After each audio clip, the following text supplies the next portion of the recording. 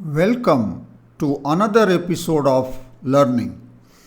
Please like my videos and share them with your friends and colleagues. Please join as a member in my channel and support me and my channel. Please subscribe my channel if you have not already subscribed. Thank you. We continue the discussion of the solutions of the problems from the question paper Telangana Set 2024.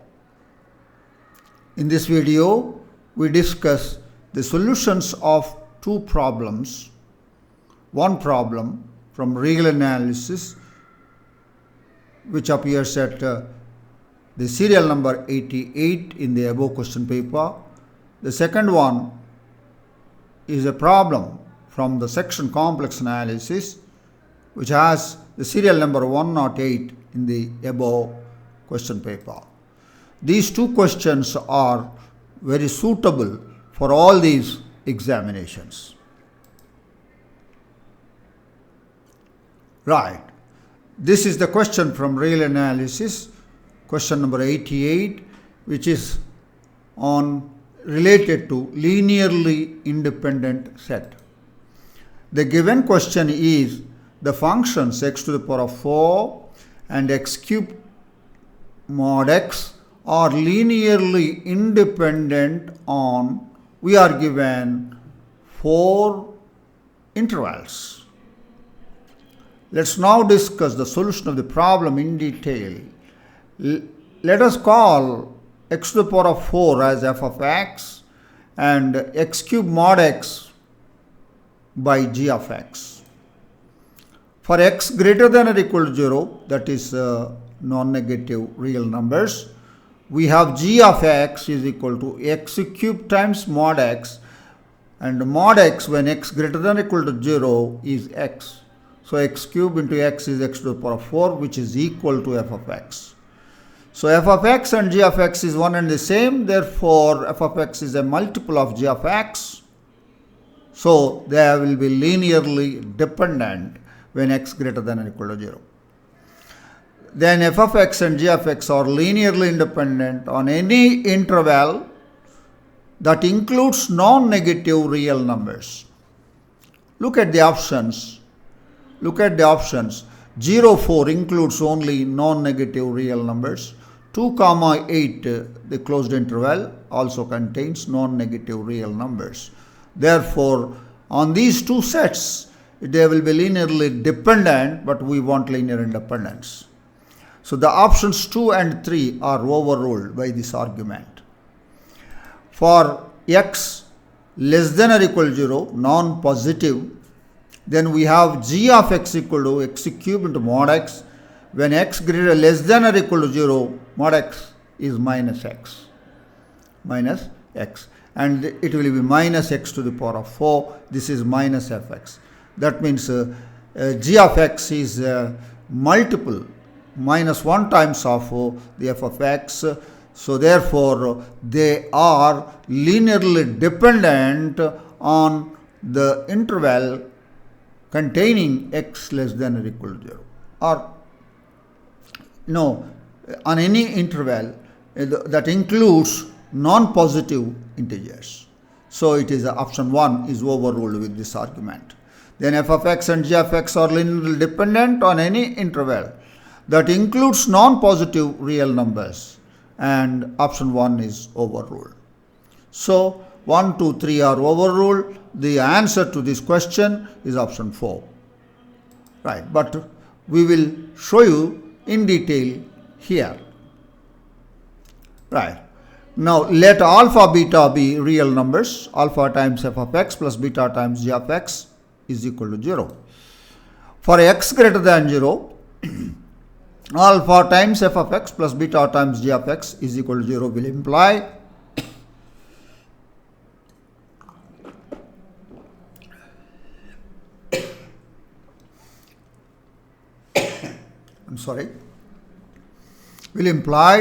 alpha x to the power of 4 plus beta x to the power of 4 when x greater than 0. g of x is x to the power of 4.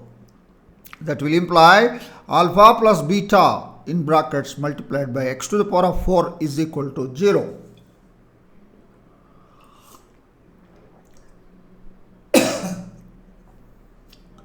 Right.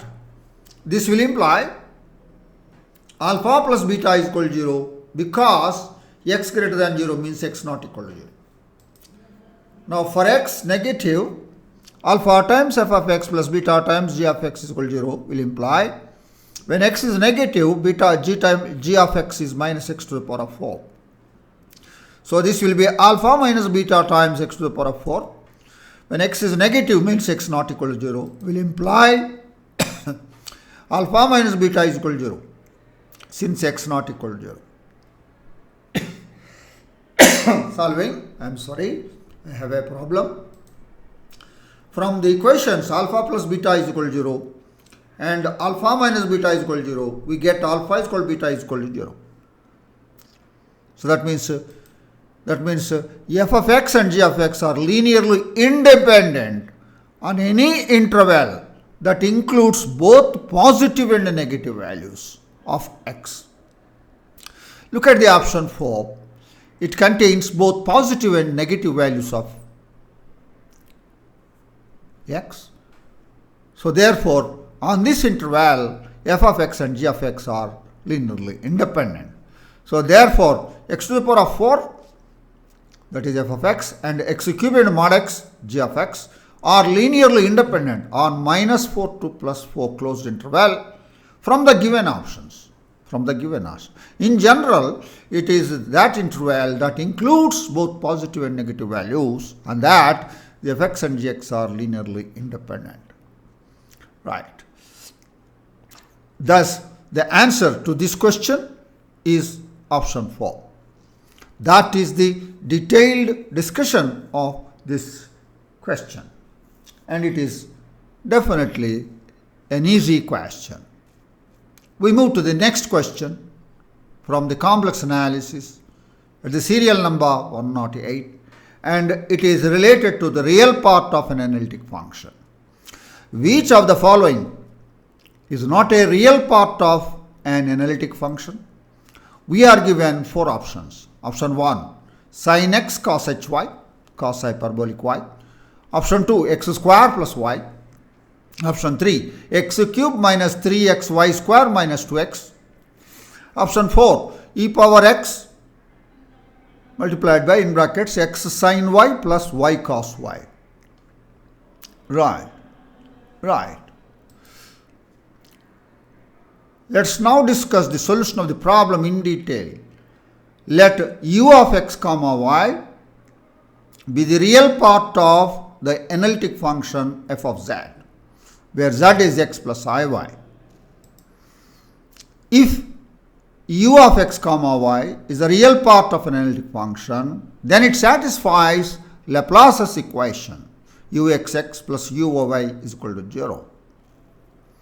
Right. Now, observe the given functions. Which function is not satisfying Laplace equation? Use your knowledge. Right? For me, it appears x square plus y. When you differentiate partially with respect to x twice, you will get 2. Differentiate partially with respect to y, you will get twice with respect to y, it will be 0. So uxx plus uyy will be 2, which is not equal to 0. So therefore, this is not the real part of an analytic function. We take option 2, x square plus y, and let u of x comma y is equal to x square plus y, uxx is 2, and uy is 0, uxx plus uyy is equal to 2, which is not equal to 0. It doesn't satisfy Laplace equation. Therefore, it cannot be the real part of any analytic function. Is not real part of any real analytic function, in fact. So therefore, the answer to this question is option 2. And that is the detailed discussion of this question. But how to overrule the other options, I will show you.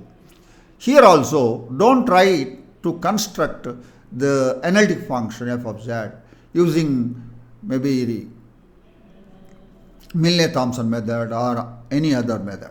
It will take long time because there are three functions are there. It will take long time. Therefore, you just use your knowledge of analytic functions, harmonic functions, and the Laplace, the functions which satisfy Laplace equation, so on and so forth.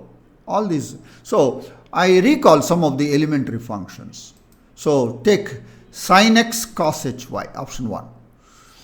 We have sin z is sin of x plus iy, and we know sin x cos hy plus I times cos x sin hy. The real part is sin x cos hy of sin z, and sin z is an entire function, is analytic everywhere. So sin x cos hy is the real part of an analytic function sin z, right? And we have to find out that function which is not the real part of an analytic function, which we have already seen. Option 3, x cube minus 3xy square minus 2x. Now we have z cube, x plus iy whole cube, is x cube minus 3xy square plus I times 3x square y minus y cube. Minus 2z is minus 2x minus 2iy. So if you add z cube minus 2z, your real part will be x cube minus 3xy square minus 2x. So that will be real part of analytic function z cube minus 2z. It is analytic everywhere because it is a polynomial. It is a polynomial.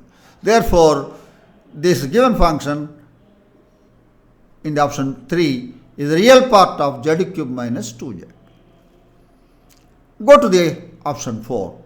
E to the power of x multiplied by x sin y plus y cos y. We have the elementary function e to the power of z, that is e to the power of x plus iy, that is equal to e power x into e power iy, that is e power x into e power iy is cos y plus I sin y. I sin y. So now what I will do, minus iz will be minus ix plus y. Multiply e to the power of z with minus iz. The real part will be minus ix into I sin y will be x sin y, and y times cos y will be y cos y. The other part will be imaginary. So that is precisely e power x into x sin y in brackets plus y cos y. So this is the real part of the analytic function e to the power of z into in brackets minus iz. And e power z is an entire function and minus iz is also an entire function. This is because this is a polynomial. The product is an entire function, analytic everywhere. That's it. So the functions that are given in options 1, 3 and 4 are the real parts of some analytic functions. That's the argument. And we have already shown that the function given in option 2, that is x square plus y, is not the real part of an analytic function. With that, the answer is option 2. So that we have come to the end of this video. I am sure that you understood the solution of this problem, 2 problems. Thank you for watching this video now. Please like my videos and share them with your friends. Please join as a member in my channel and support me and my channel. Please subscribe my channel if you have not already subscribed. Yes, I will meet all of you once again in another episode of learning. Enjoy learning mathematics. I wish you all the best. Thank you.